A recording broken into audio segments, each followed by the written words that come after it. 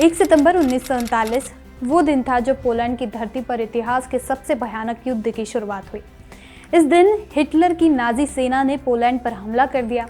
ठीक 16 दिन बाद सोवियत संघ के तानाशाह स्टालिन ने दूसरे छोर से अटैक किया और पोलैंड को 2 हिस्सों में बांट दिया। हिटलर और स्टालिन के संयुक्त हमले ने पोलैंड को तबाह कर दिया। हजारों बच्चे माता पिता से अलग हो गए। वेल्स के इतिहासकार नॉर्मन डेविस अपनी किताब हार्ट ऑफ यूरोप में बताते हैं कि पोलैंड से 20 लाख लोगों को ट्रेनों में भरकर आर्कटिक, रूस, साइबेरिया और कजाकिस्तान भेज दिया गया। इसमें पोलैंड के सैनिकों के अनाथ बच्चे भी शामिल थे। गिरफ्तार किए गए लोगों में ज़्यादातर यहूदी थे। इन्हें साइबेरिया के लेबर कैंप्स में रखा गया।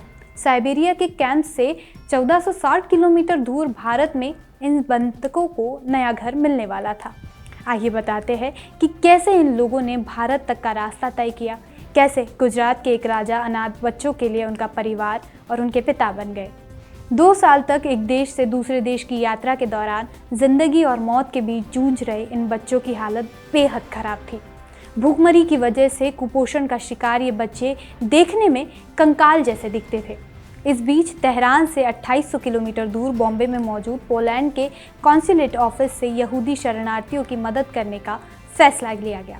अधिकारी बानासीकी ने पत्नी कीरा के साथ मिलकर भारत के राज परिवारों तक यहूदी बच्चों की दुर्दशा की खबर पहुंचाई। धीरे धीरे ये बात गुजरात के नवानगर पहुंची। एशियाई शहरों के लिए मशहूर इस रियासत में जाम साहिब की उपाधि वाले महाराज जी दिग्विजय सिंह जी रणजीत सिंह जी जडेजा के नाम के शासक थे। दिग्विजय सिंह जी बच्चों पर हुए अत्याचार से बेहद दुखी हुए। उन्होंने उनकी मदद करने का फैसला किया। एक तरफ देश में ब्रिटिश राज के खिलाफ मुहिम चल रही थी। इस बीच उन्होंने नवानगर में पॉलिश बच्चों के लिए घर से दूर एक आशियाना बनवाया। उन्होंने ब्रिटिश हुकूमत की इजाज़त हासिल करने के लिए सभी शर्तों को पूरा किया। पूरा इंतजाम होने के बाद पोलैंड के शरणार्थियों को भारत लाया गया। महाराज ने जहाज को अपने राज्य के रोसी पोर्ट पर रुकवाया।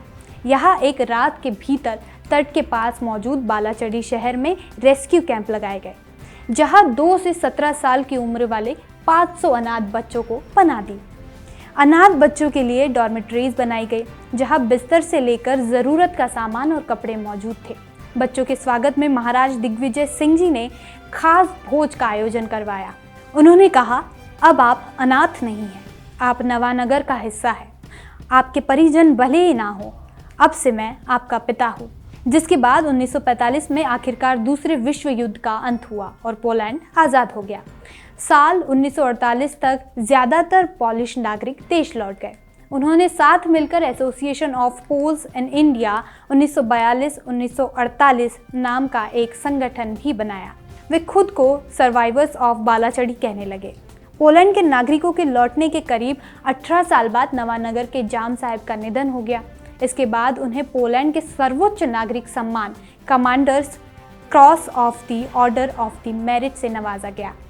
दिग्विजय सिंह जी को श्रद्धांजलि देने के लिए पोलैंड की राजधानी में एक चौराहे का नाम गुड महाराजा रखा गया। इसके अलावा उनके नाम पर 8 स्कूल और 2022 में डोबरी महाराज के नाम से ट्रॉम भी चलाई गई।